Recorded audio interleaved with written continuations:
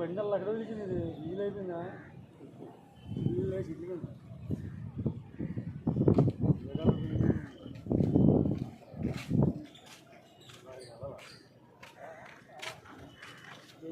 అదేంటి అవి red colour yellow colour black colour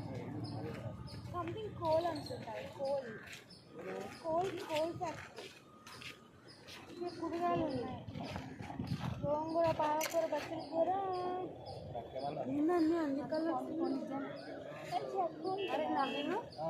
ఏంటండి అన్ని colours makeup powder eyelashes colour ఉంటుంది చూసావా